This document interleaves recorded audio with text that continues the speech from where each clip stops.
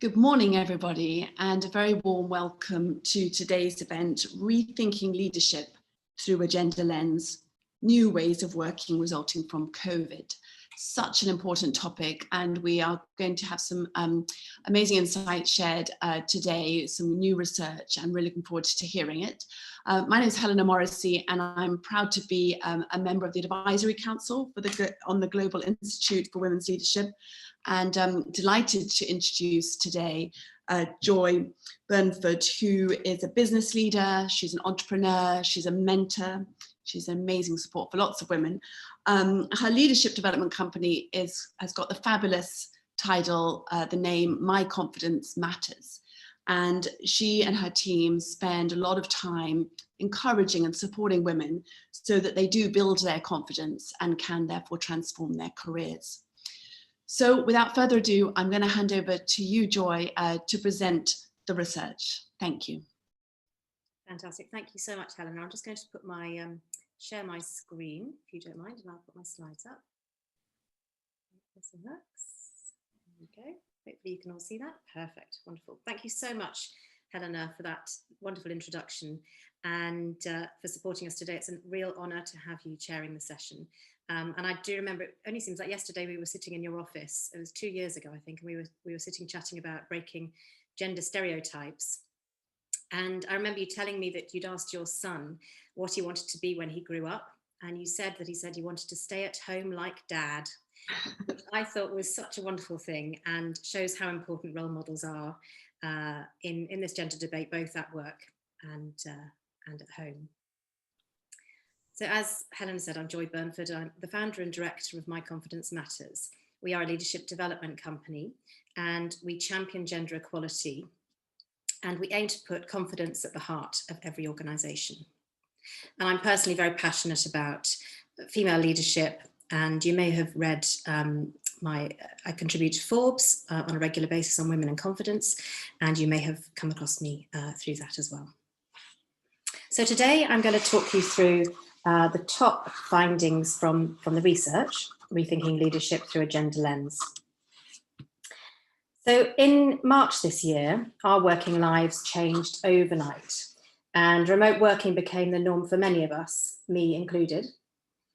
And the benefits of flexible working for women in particular are talked about often. Last year, in our own research, we found that a lack of flexible working was a significant barrier to women's career progression. So we wanted to look at the impact that this sudden increase in remote working had on men and women, and whether flexible working has become the holy grail that it promised to be. So before I lift the lid on the findings of our 50-page report, I'd like to say a big thank you to everyone that answered the survey for us over the summer, as well as to those that I interviewed. Without you, it really wouldn't have been possible to do this research. And as voted by those that completed our survey, we will also be making a £1,000 donation to Macmillan Cancer Support.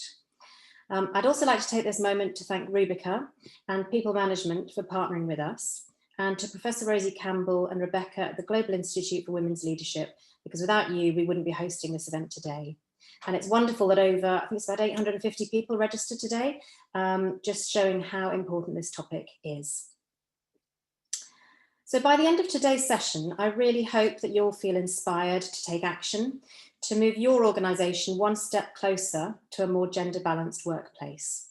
You'll all receive a copy of the report after this event, and it's intended to be a practical guide for any organisation, regardless of where you are on your gender journey. So let's move on and look at the top high-level research findings. So the research has shown that the pandemic has had both negative and positive effects.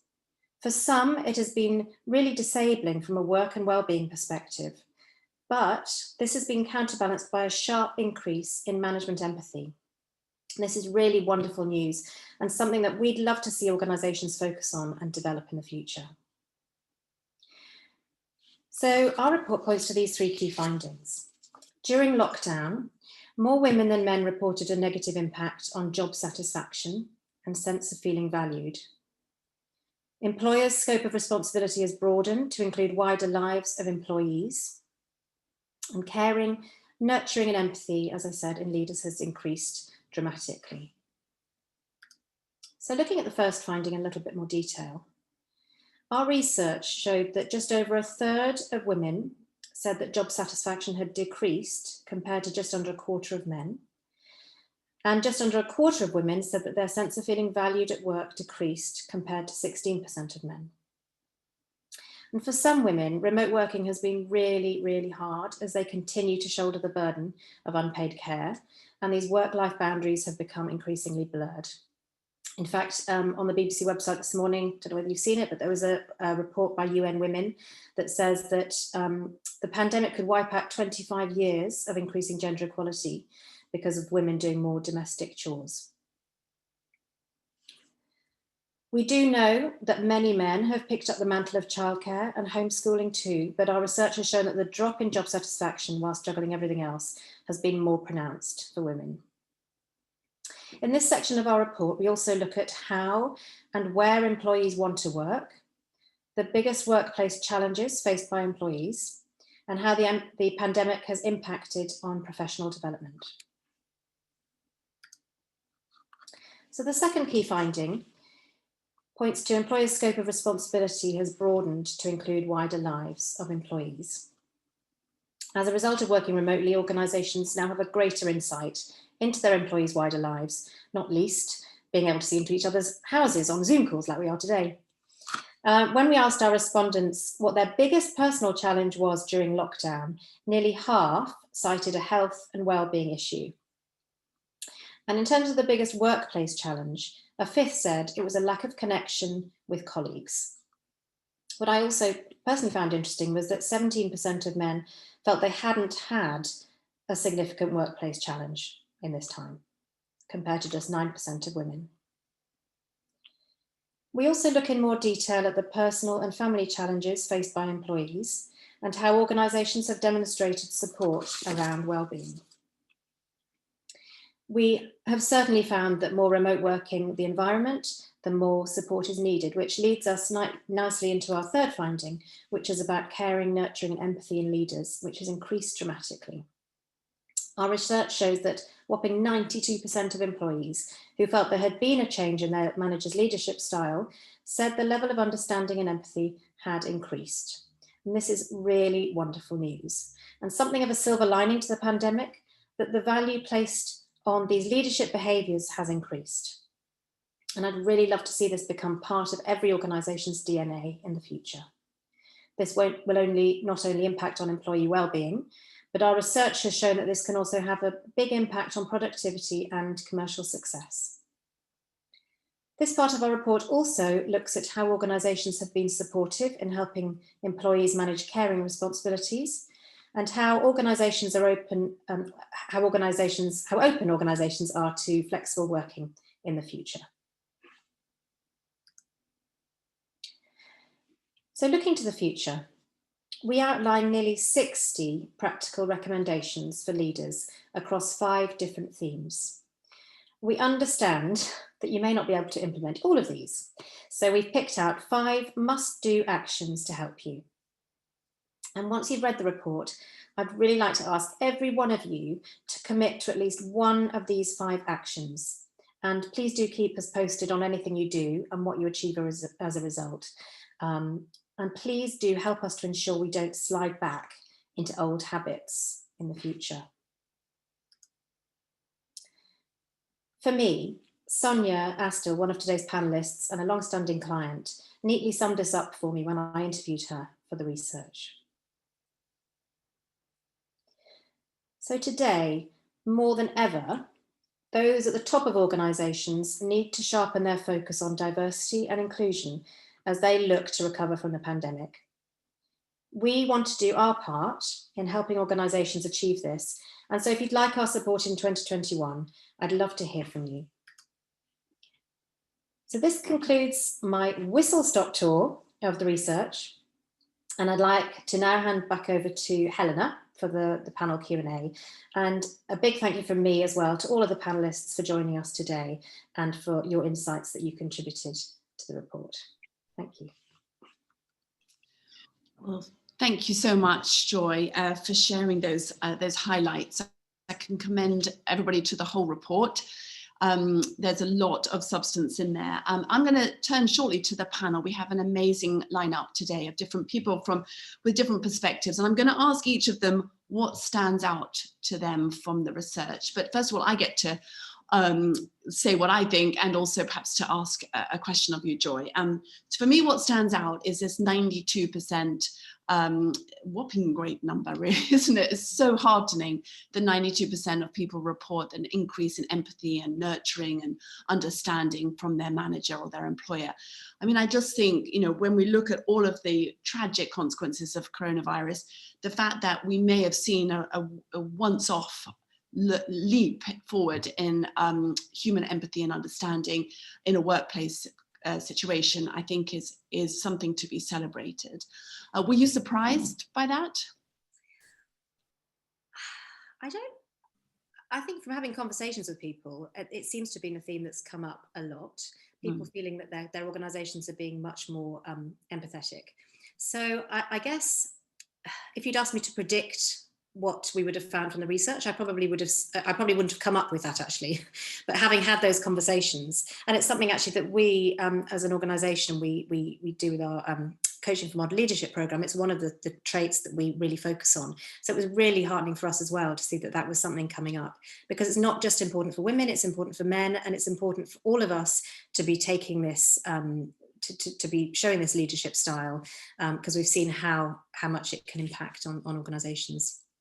Well, I think it gives us a chance as well to develop truly a modern way of thinking around work. And obviously, again, with me making incremental change before, so I understand where UN Women are coming from in terms of the nervousness about inequalities widening or slipping back. But I do think this is a big breakthrough potentially. The other thing, I just wanted to challenge you, Joy, because you mentioned obviously that 22% of women versus 16% of men felt, that there'd been a decrease. They felt less valued by their employer. But actually in the report, when people get to see it later, you'll see that on the other side, in terms of people feeling more valued, it was about a third of women and men. I was trying to, it's in a graph in my report, so I had to kind of get my ruler out and add up the those who felt, a strong increase and a slight increase. But that's a positive sign, isn't it? We could look upon this cup half empty and or cup half full, exactly. Surely. And I think there is so much data in the report, and it's sort of picking out the areas that sort of came to the fore, really. But yes, I think there is the second point I was making about employers having more understanding of wider lives. I think that's shown, again, it's the empathy thing, and actually really understanding what, sorry, my colleague just showed me. Yes, the women are, as a result of working from home, as a result of working from home in lockdown, how has your sense of job satisfaction or fulfillment changed? And women have said that it has decreased somewhat more than men.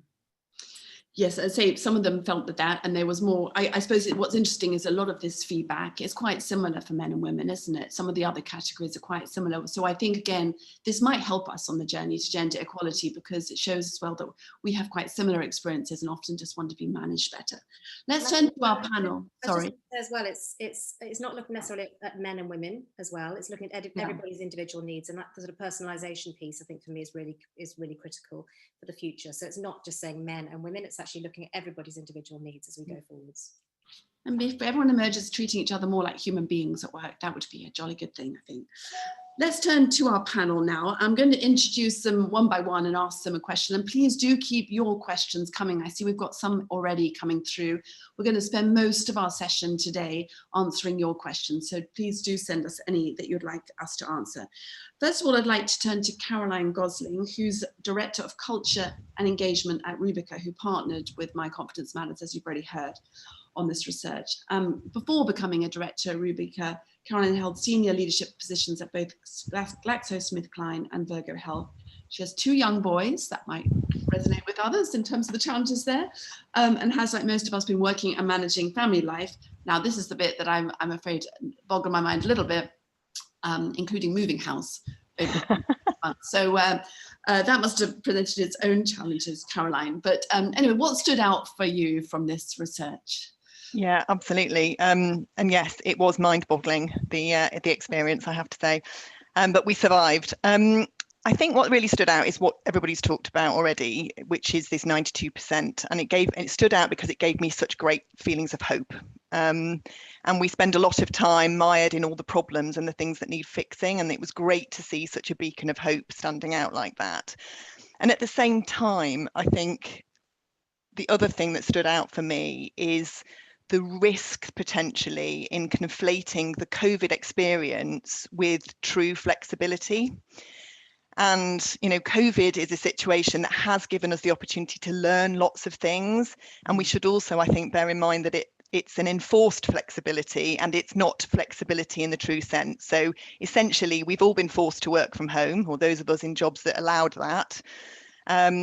Whereas I think for me, flexibility is about true choice, and what Joy said about, you know, that juxtaposition of how we navigate the needs that individuals have to choose how they manage their commitments and the organizational responsibility of the collective. How do we navigate that? And we've had, and no one will agree with this, but we've had a slightly easier opportunity to experience that with COVID because we've all been forced to be in the same boat. And I think what underlies some of this at its heart is that despite our best efforts, work remains the least flexible part of our life. So even if we manage to fiddle around with our working hours, or even if we manage to work part-time or we work in different locations, we still insert work first if we're a working person and then put everything else in the orbit around it. Work is still the sun in our galaxy. And that causes lots of challenges that are perhaps deeper than some of the surface ones that we see. And you can see that in some of the report comments, you know, some of these really ingrained assumptions we have about work, about the importance of availability, about the importance of being physically present or physically visible in some way. And underpinning all of that, this idea that commitment is finite, that if I'm committed over here, I can't possibly be committed over here as well, when actually it's time that's finite. And the issue comes when we overlay the two, that commitment equals the amount of time we give to things. And I think we need to bust that myth, frankly, in order to move forward. So all of those things I think are okay, but I think the opportunity now is for us to notice that they don't necessarily need to be true. So there is not one set of rules. We've made up the rules as humans. We've decided this is what work looks like. And the opportunity from this report, from looking at these data for all organizations, for leaders, is to say, you know, to rummage around in what we believe and say, hang on a minute, is that actually true? And could I have a different version of events here? And I think that provokes some big questions beyond gender balance even, and we touched on this in the beginning about what are the rights we have as employers. What are we right to expect from our employees? What is it okay for us to expect from other people that we work with? And have we got that balance slightly wrong? And how do we, as I said at the beginning, how do we recalibrate this balance between individual choice and collective need of organizations so that we can enable and allow true flexibility, which for me looks like no shame, I'm not going to be on that call because I'm picking my kids up. No shame, I'm not going to set up a call at 11 o'clock at night because that's just inhuman, and why would we do that? And no shame, yeah, I actually am prioritizing other things over work, but that does not mean I'm not committed, and it doesn't mean I'm not a valuable contributor. Thank you, Caroline. Well, I think one of the things that between what you're saying and what the report says stands out to me is that at the moment, I think most employees aren't taking advantage or even just aware perhaps of the 92% point, and actually asking and saying that they actually can't do something, and explaining what's going on in the rest of their lives so that they can create this flexibility. I know there's lots of evidence mounting that suggests that we're taking on extra work and working at longer days. Yes. And, you know, as you say, putting, you know, work at the center of our galaxy, and then, you know, just obviously ultimately that would be unsustainable. So I think, you know, one learning for everybody perhaps might be to you know, to leverage that 92% and to ask a little bit more. Absolutely. And for leaders to understand that being empathetic is so powerful and so important, and their behaviour is as important. So if they're being empathetic to their employees, but they are then not talking about the rest of their lives and not talking about the priorities they are choosing, that doesn't help make it more normal. It just makes it a them and us situation. Thank you, Caroline. Well, let's turn now to Saya Gambari, who leads EY's business consulting team in the UK and Ireland. As an Iranian refugee, she came to Europe as a child and to Britain as a teenager, and has embraced every opportunity to develop, divine skilling, learning languages, acquiring new skills, putting the rest of us to shame, really, when we might have not had to overcome those difficulties. So she is very committed to reframing how women describe their abilities and achievements, and is known for recognizing that the critical combination, in her view, for women's career progression is having both the ability and recognition of that and support from others. So Saya, welcome. What stands out to you from this report? Thank you, Helena, for that very, very kind introduction. I think for me, I guess there are three things that really stood out, and much of this perhaps a little bit of a repeat on a theme of what we've discussed so far. So the first thing that stood out for me was really, when we look at the sort of the decrease in job satisfaction, perhaps some of the comments around lack of suitable working environments and difficulties in managing work and life responsibilities, there are clearly sort of points that are showing a bias towards increased difficulty in the working environment for women. And the question for me was, well, what's the long-term impact of this? And if I add some of what I've seen in other research, so McKinsey and leanin.org did a study in the US with 40,000 women, which showed that a quarter of US women are now considering to either quit or scale back their careers. So I think the risk that we face is that for all the increased focus on gender parity, we actually go backwards on the top level jobs. And again, sort of another piece of research recently, we at EY, we've supported Cranfield in doing a study on the FTSE 250. And whilst we're showing that there's female participation in boards at a sort of all-time high, that tends to be in the non-exec role. So we're not seeing the same increase in sort of the executive, the chair and the CEO roles, the jobs that are really, really demanding. And so that's what leads me to my second sort of observation, which is around the flexible working. And I really love how the report does a cracking job of making it clear that remote working and flexible working are not the same thing. And I think we've talked a little bit about how everyone's experience of this pandemic has been very different. And Helena, you just mentioned about how hard we're all working. I mean, I have to say personally, I've never worked as hard in my life as an employer to sort of keep the business going and keep our staff going. It's become extremely challenging. And I think, Joy, your point about personalization is an important one, because as we're working in a crisis, flexible working means very, very different things for very different people, depending on their personal circumstances. And that presents quite a lot of challenges for us as employers to really be able to understand what the right answer is in flexibility and well-being and sort of career fulfillment for our staff. So, for some people it means doing morning shifts, for some people it means doing evening shifts, for some it's working some days and not working others. And I think whilst we've been supporting and very accepting of that during this pandemic, and the data clearly supports that, I don't think we've got to the point where we're testing what this looks like in the new normal and how long we can sustain that true type of flexibility. And I work in a global organization, so I've seen colleagues now in other countries who've had restrictions lifted and who are working in a sort of mixed office and remote environment.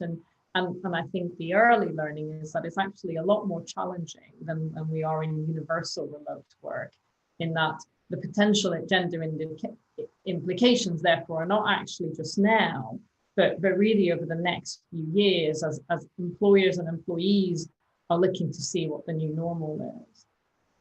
which sort of leads me to my third point, which is reasons to be cheerful. I mean, we've all talked about the point about the 92% sort of increase in empathy for where managers have seen change. The other thing I really took out was that 96% of employees said they want to continue to have flexibility to work from home in what will be the new normal. And the reason I'm cheerful about that is that that's not a gender issue. That's actually something that everyone cares about. And for me, I see a huge positive in that if we can hold on to that empathy and really see flexibility as something that matters to everybody, then we can actually have an opportunity to shape and create a very, very different environment, and an environment of kind of inclusivity. So that's what I would see. I think we've got effort to make. So the risk that if we don't do anything and fall on the negative side of impact on women, that is the risk we face, but really an opportunity to focus on universal change in working patterns and environment that's okay for everyone, and sort of really make a long-lasting change. Thank you so much. That's really interesting thoughts, and we will start to pick up some of the very good questions in the chat as well in the next couple of contributions from panelists. Because Felix, who I'm going to turn to next, he's the regional CEO for EMEA and APAC of the global customer agency C-Space, is literally this week returning from 3 months paternity leave for the third time around. So congratulations, Felix, and welcome back, as it were. And you're a particular advocate for mental health and well-being in the workplace. I know you were named one of Management Today's Agents of Change last year for your mission to make business more human. So we applaud you for that and welcome you today. So I would like to, as well as asking you for your reflections, we've had a couple of questions about increased stress levels, which I think, I mean, I've just come off, as it were, a 2-day board meeting. At the end of yesterday, I felt like I was going to explode because I felt unhealthy, and literally would be having 15-minute lunch breaks and that sort of thing. And I just don't think we're programmed as human beings to be like that. I had to go out. We don't have a garden really. I had to put my head out the back door just for some fresh air. So I mean, the stress I felt like sort of, and it was nothing. The meeting was really well organized and the papers were great. I just don't feel we're set up as human beings to deal with that. So I'm really interested in your reflections on that, as well as how you would, how that ties in with the report's findings. Someone has also asked, how do we reconcile the increased feelings of or the decreased feelings of being valued with this empathy increase, because often we feel more valued when someone understands us. So if you don't mind trying to tackle those in your reflections, that would be great. Thank you, Helena, for your kind words. Yeah, I do want to pick up first of all on the 92% piece, because I think it is a very optimistic figure, but I also want to challenge it a little bit, because I do think that empathy is kind of forced empathy in my mind, because leaders could not really ignore longer the realities of the families that they were seeing on Zoom, but also their own family. So I think maybe leaders are more empathetic because for the first time they had to juggle childcare and homeschooling and parenting and work, and then they're like, oh, this is really hard. I shall be more empathetic with my people, which is really not, in my mind, true and kind and really instinctive empathy. It's more like, oh, now I finally realize how hard this must have been for you all those years. So in that sense, I'm optimistic about the 92%, but I'm also I'm glad it's happening. But I really need it to stick, and I need people to remember how hard it was for all the leaders to do the same, and to then kind of bank that empathy for policy and decision making going forward. So I think that's really important. And I think Danielle Fiandaca has put some stats in the chat actually earlier about kind of empathy that is maybe challenging the point on how much we actually gained here. So I think it's a really important point to be optimistic, but also to say, how can we make it stick? And I think we were maybe in the same storm, but we were not all in the same boat. And I think it's really important that leaders remember how hard it was for them. Like, I was in the basement of my parents' place in Germany, trying to shield them, homeschooling, having a newborn baby around, and we had like a major crisis. And I really need to remember this to drive policy making for C-Space going forward. I'm just going to think about the kind of, the stress and kind of the mental well-being point. I think what I have noticed during the various lockdowns is that I would say the collective intelligence of my company has gone down because people are stressed, people are concerned, they work longer hours. I think it's fair to say that Zoom probably stretches your day by at least 20% because you have less data points to take in, and you're less effective. So the days get longer, and I felt anxiety is getting to people, and we're actually losing collective intelligence as an organization.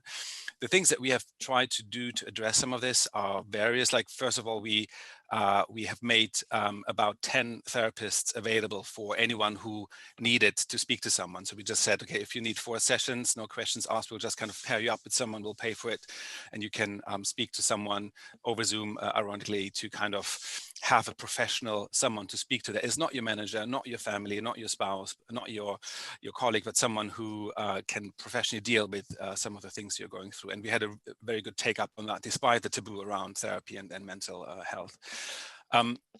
The other thing that we did at the beginning was also like have a daily 5-minute stand-up meeting that we call DB9, daily before 9. So we would have a quick moment in the morning where everyone sees each other's faces for like 5-10 minutes. We do a quick update on the business, where we're going, where we're headed, what is important this week, to kind of have a sense of togetherness and a sense of I am not alone in this crisis, but I can see my colleagues, I can see we are somehow in this together, although everyone works from different places. And we felt that those two things plus giving people every half Friday off, acknowledging that they're working harder and they need more time to manage families and kind of care.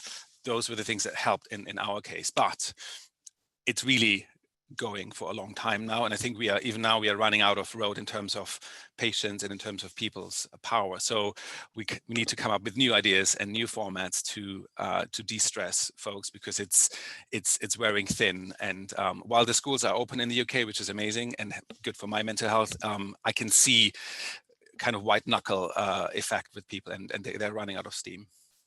I think it has a cumulative effect, doesn't it? This whole situation. I think in March it felt very different, as people were sort of, a bit of a blitz spirit, and we're going to get through this. And now we're all, I think it's just, again, human, our human frailties. We're not programmed to act like this. And however adaptable we try to be, we're going to have, setbacks mentally. So thank you, Felix. There's a couple of points that I want to come back to, again, that are coming through the Q&A for everybody. But let's turn finally, last but not least, to Sonia, who has an established career in HR, senior HR professional in the retail sector. So you've worked for brands like Argos, Homebase and B&Q, and you're currently HR director for Wix, part of the Travis Perkins Group.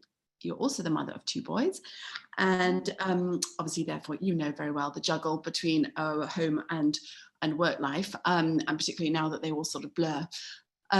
So first of all, Sonia, and obviously a warm welcome, but what stands out to you from the report? Good morning, Helena. Morning, everybody on this morning's call. It's a real privilege actually to come along and comment on the work that Joy and my Confidence Matters have been carrying out.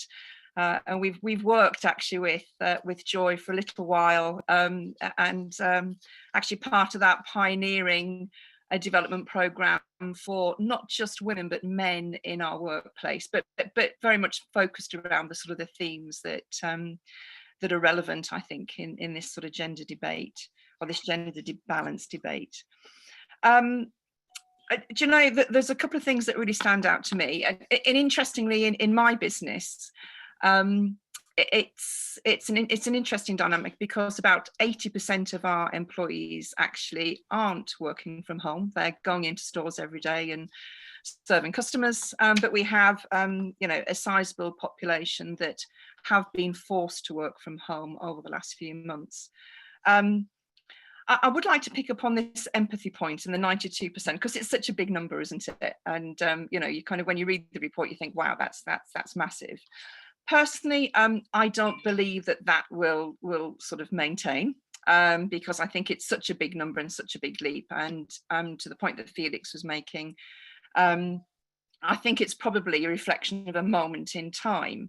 That said, what a fantastic catalyst, what a brilliant opportunity, given that we've had senior leaders, as mentioned just previously, going through this experience, struggling to balance home life and work life, and probably having an insight to themselves and to other people's lives that they hadn't had previously. So whilst I don't think the 92% will sort of prevail, I think it will, this period will have been a fantastic catalyst. It reminded me a bit of a piece of work we did just as we were coming out of the first lockdown, which was, we asked ourselves the question, as a business, we've actually fared very well through this pandemic. I mean, we, from a business performance perspective, we will beat our budget this year. We're in the home improvement DIY market, and obviously lots of people have been furloughed, and I think have taken the opportunity to sort of do up their houses, which are multi-purpose now, aren't they? They're gyms, they're schools, they're places where we entertain people in the garden, all of that kind of stuff. So we fared well, and we asked ourselves the question, what is it that has enabled us to perform so well over the past few months, over and above the natural demand in the workplace? And we've done a piece of work with our leaders to sort of say, let's just talk about sort of our leadership through this period of time, because it would be great to bottle that and really think about how we stretch it and incorporate that into the way in which we do things around here. So we did that piece of work, and I won't go into all the detail, but actually one of the themes that came out of that really strongly was empathy, and the fact that our leaders and colleagues have observed this empathy and the connection they've made between that and their higher levels of performance, which I thought was really interesting. And I think I noted on one of the questions, I think someone made a comment about rewarding empathy or emotional intelligence, if that's the thing that really drives performance.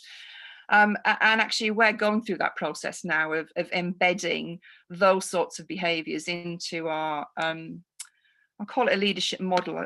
I don't quite like that term actually, but into how we consider, kind of successful leadership in our organisation, and to hardwire that into how we actually remunerate people and reward people. So we're already on that journey of really trying to understand these more sort of emotional intelligence factors that actually do drive performance, because we had real evidence of it. I mean, it's been a fantastic experiment, hasn't it? Sort of the period we've been in with COVID to look at these sorts of things.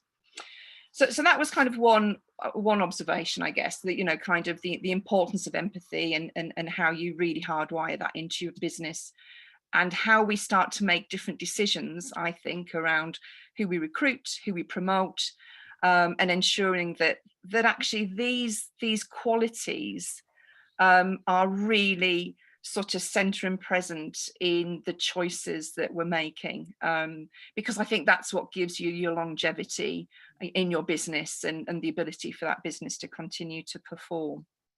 My other observation was a little bit, I don't think we've used the term, but it's a term that I've started to hear people using, which is hybrid working. So this notion of being in the office sometimes and being at home other times, and that possibly being a route to flexibility, although I think it's still a bit of a blunt instrument, to be honest with you. And I think Caroline made that point brilliantly well, actually. But this notion of you can have it all sort of thing. You can be sort of at work in a somewhere else in a building, in an office, but you can also be at home, which I think on the surface sounds fantastic. But notwithstanding the fact that through the survey, more women talked about feeling less valued, didn't they, in the survey, than men. We also know that women have appreciated being able to be at home as well, probably more so than men. And I think this is a really interesting sort of juxtaposition, actually, because I think you could imagine going forward that more women may decide to stay at home and do their work versus men who may be more predisposed to want to go back into an office, and that certainly is starting to play out in my organisation when I hear the conversation about returning to work, whatever that actually looks like, I'm hearing more men saying that they want to go back into the office than women. Again, notwithstanding the fact that women have been very challenged through this period. I do think that the schools closing for a period of time may have added to that, to be honest with you, because whilst my husband was brilliant actually at sort of doing homeschooling, and we shared it, but the reality is I did more, to be honest, because I just wasn't happy about the way he was doing it, you know. So, and I kind of wanted to take control, and I wanted to do it myself. So I had to, like, you know, set the boundaries, huh? Well, there's some very interesting points that you make there, Sonia, because I'd like to, I know that in the report, Joy has got some data about what people want in terms of flexible working, working from home, and sorted by gender. So I'm going to ask her to comment specifically on what you've just said there in a moment. So just to give you a forewarning, Joy, to come and share with the broader group, because I think it is encouraging that men as well as women want to have more flexibility, it seems. I hear you that might not work for every man, but I think there is some evidence that men have seen the light about, you know, work-life balance a little bit. We've got groups, we've got questions. Thank you for all those thoughts, Sonia. I didn't mean to cut you off there, but I just conscious I've got lots and lots of questions come through. And the ones I want to tackle come into sort of three categories really. I want to just set them out and then so that people can see what we're going to discuss next. So there's several questions about how employees and companies can set boundaries. And this is in terms of trying to sort of avoid this always on, always now, always more phenomenon that I think is characterizing our work environment today. Goes back to the stress point. So I would like, perhaps Joy can again comment on this when she talks about the data on flexible working. One suggestion that has been made is that companies have, and I think this was the person was talking about their own company, a Zoom break from 12 till 2 every day, so that, you know, that's is banned as a time for setting meetings. So interested in Joy's, because there's been some queries about practical suggestions coming from this. Secondly, and I'm going to go back to the panel on this, there's questions about what are other differences in, you know, experience of Black, Asian, ethnic minority women, people on lower incomes, so forth. Are we kind of in danger of a bubble here? Is both the research and our talk all focused on a certain type of women? And then there's quite a lot of questions, and Sonia, I think, partly answered this in terms of how do we hardwire this empathy, emotional intelligence into behaviours going forward and make sure that we go forward intact, or building from this rather. And then last but not least, a very interesting question from Yasmin Chinwala from New Financial Research. They're going to do some research on what clients actually want now. Are we in danger sometimes of just assuming that our clients haven't changed at all, and actually they might have slightly different needs, and perhaps might be quite understanding of different delivery timeframes. So Joy, over to you first, if I may, for a question, for just talking a little bit about this setting boundaries point, and any of the other practical, you mentioned 6 actions that you'd recommend. So this is your chance perhaps to share some of those quickly. And also this point about what people want as we look forward to hopefully going back to work someday. Yeah, brilliant. Absolutely. So if we take the last point first, so in terms of, we asked people about whether they wanted to continue to have the flexibility to work from home. We had people saying they'd rather work in the office was only 7% for men and 3% for women. So I think going back to that's full time, yeah. They don't want to do. Asking people if they want to work from home all the time was a very small number as well. So 23% for men and 17% for women. But if you ask people whether they wanted the choice about when and where they did their work, it was 80% for women and 71% for men. So it's definitely clear that it's not about mandating everybody works from home all the time. It's actually that choice. And it comes back to the personalization thing and really understanding what your individual needs are of your employees. So that's the key thing for me, is actually that choice. In terms of organisations setting boundaries, I spoke to lots of people about this, and as you said, there are some sort of mandated things, as people have said, not to have meetings between 10 and 12 and 2, for example.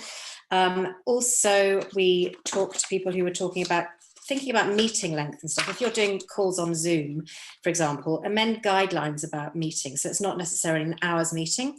So you have perhaps a 50-minute meeting instead of an hour's meeting, and set that as the normal, or 25 minutes instead of half an hour. So you have people have time to sort of, recalibrate, go and have a break, think about the next meeting they've got to go into, rather than just doing back-to-back meetings. Even one company said they're actually powering down people's computers overall. Like every few days they're actually pulling the plug out, so you can't actually carry on working. So I thought that was quite interesting and quite bold. Another thing I think is quite interesting is people organising social events. So a lot of people mentioned, trying to do sort of social bingo or whatever it is via Zoom. And one thing that struck me was when people said they were trying to organise that in the daytime rather than doing evenings, because they realised that people were so, zoomed out. They don't want to sit on a Zoom call in the evening to do a bingo night, but actually bringing that into the daytime as well. So it's kind of that social aspect, and the water cooler moments that people are missing actually becomes part of the day-to-day.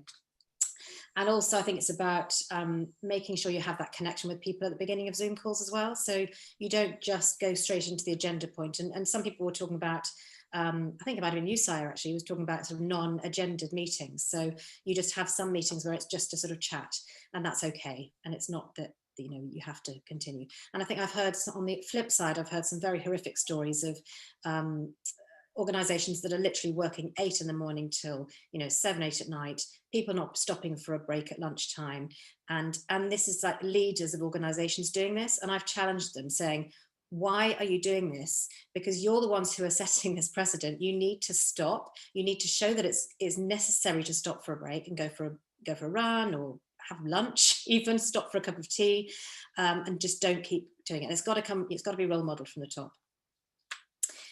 So if you'd like me to, I can quickly whiz through the 5 themes if you like, or we can come back. Perhaps we can come back right at the end in your summary, because we wanted to end with some actions for people, and obviously you'll see the report, so you can look at them there as well. But let's turn to this question, and I'm going to ask you, Caroline, because you're Director of Culture Engagement, so presumably that takes into account lots of different sort of aspects of people's lives, and just to comment on this, in terms of how we're thinking about making sure we don't sort of have one size fits all analysis around some of these observations. Obviously, not all women are the same, not all men are the same. We've all got very different lives. And how are you bringing that into your, what you do? And do you think, we are addressing that, or if we've got too many sort of generalizations here? I think it's human nature to generalize. And I think when we're talking big organizations, the only way we can cope a lot of the time is by generalizing. It feels too hard as soon as we go down into individuals to try and meet everybody's needs. But I think there are things that we can do. The first and the most important is to just notice that everybody else's experience is not the same as your own. So just by doing that, you're on a pathway to something that's better, I believe. And also that you can't understand someone else's experience. So one of the very obvious things to do is actually spend more time asking questions to understand the experience. So not to make an assumption about how someone is feeling. And I think that has to go deeper personally than some of the things about just asking, how are you, and meaning it. That's great. But what does that look like for you? How is your life functioning? So actually prioritizing getting to know people that you lead, so your direct reports, so you can understand what their reality looks like a little bit better. And then I think there are things that we can do to try and straddle this gap between the sort of collective and the individual. And Joy touched on some of them, but set very clear expectations. If as an organization you're going to say, actually our core working hours are between 10 and 3, and actually our expectation is that everybody is available between those hours, just make that really clear. Put that in the diary, that is available time for meetings, and everything else is a free for all. And then as a leader, you can start filling those other spaces with things that are not work. So you can start showing that you're going for a run.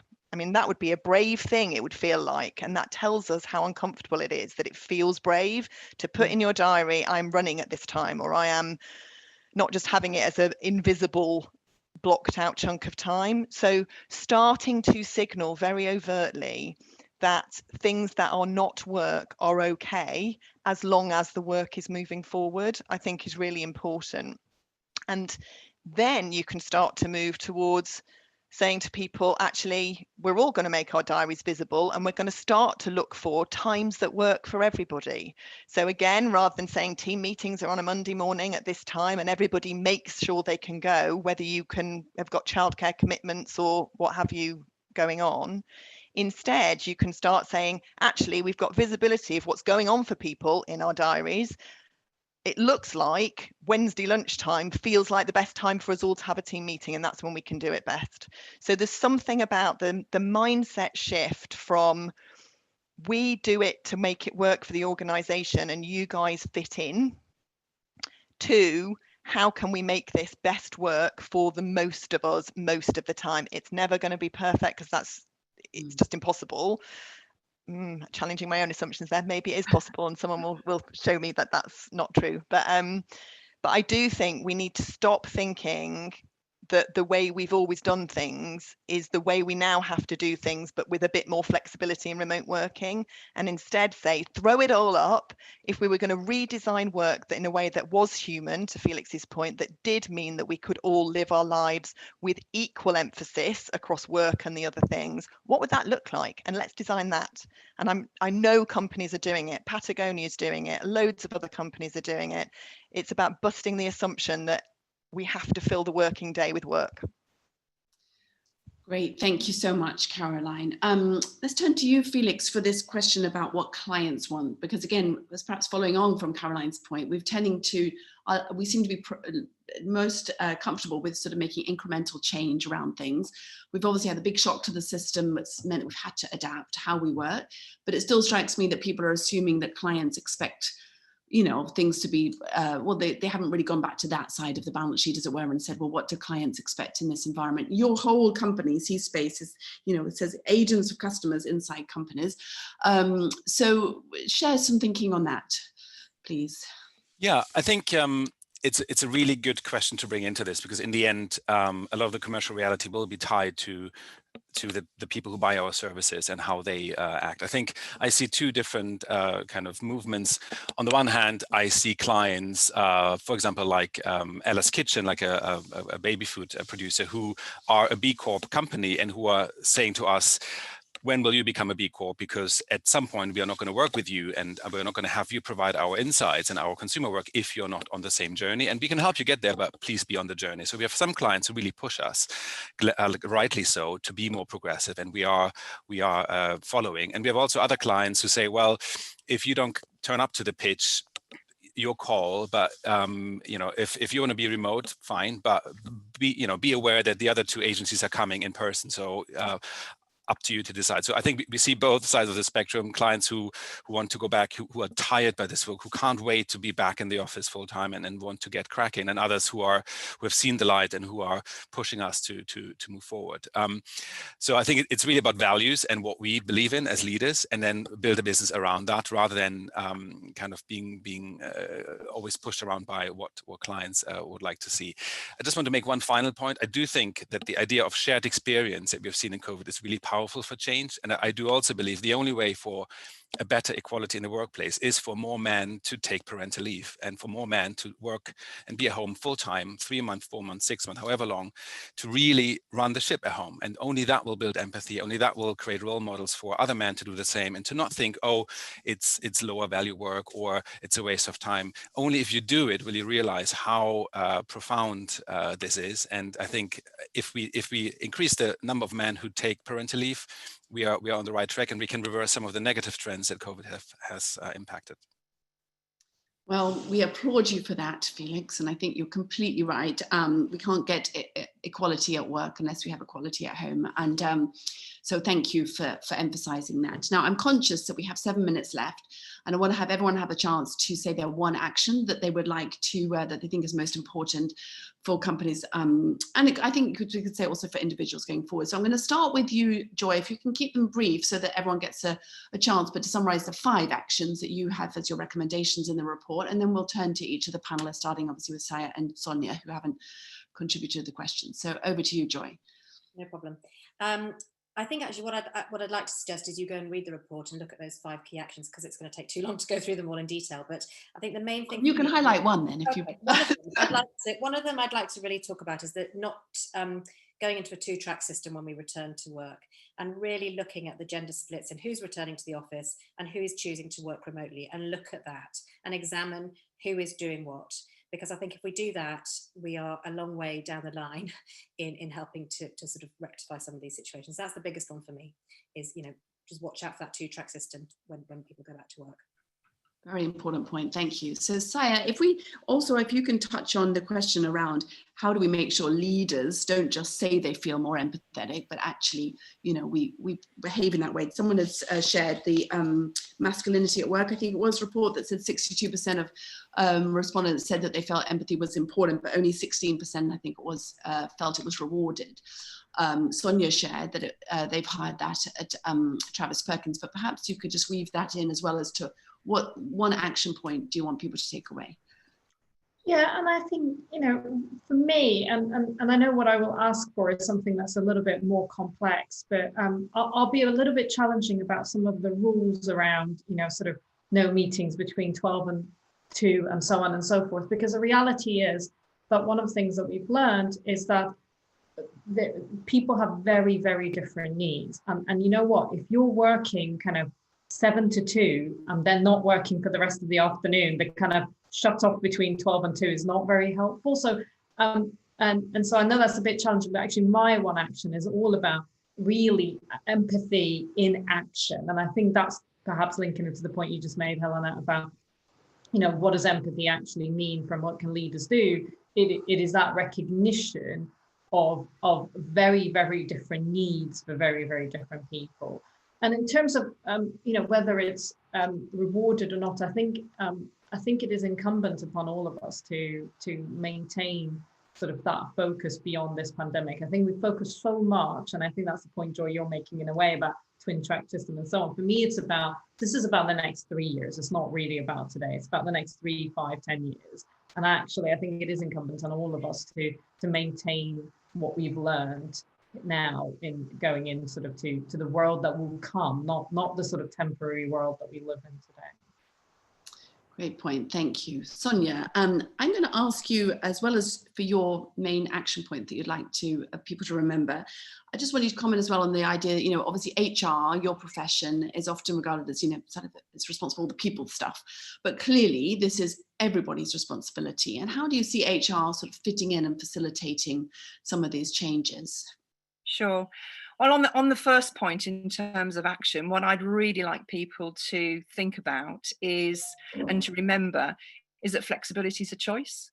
It's not one work pattern versus another work pattern, but more so than that, as people start making choices about how they want to work as we go forward, I would like businesses to be insanely curious as to why people are making those choices and what's actually sitting behind the choices that women are making versus the choices that men are making, and to just be very thoughtful about that. So that would be my sort of one action. I think the role of HR, look, I feel very passionately that HR exists within the business alongside all the other functions in a business to drive the performance. You know, that's the primary reason I think we're there. We work as a team in order to make businesses successful in all ways, for colleagues, for customers.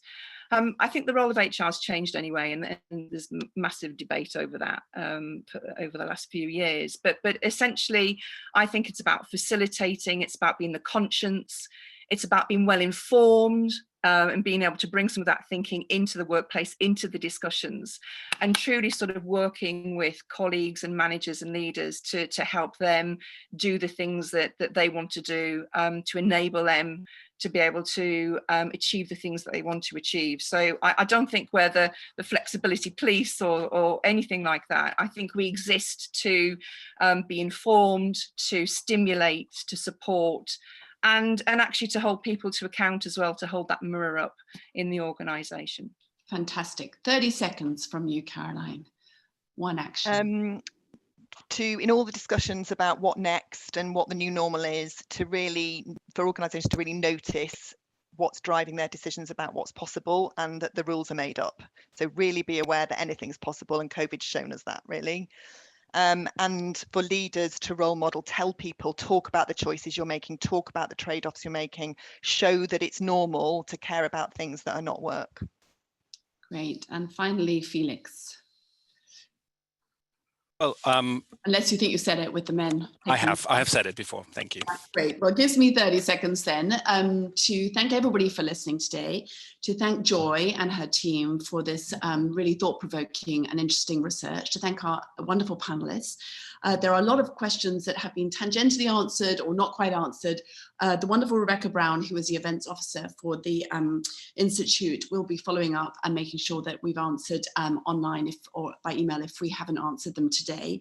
I'm just going to leave with the thought. I think the coronavirus pandemic has been obviously an enormous tragedy on so many levels, but it has provided a catalyst for change in the workplace.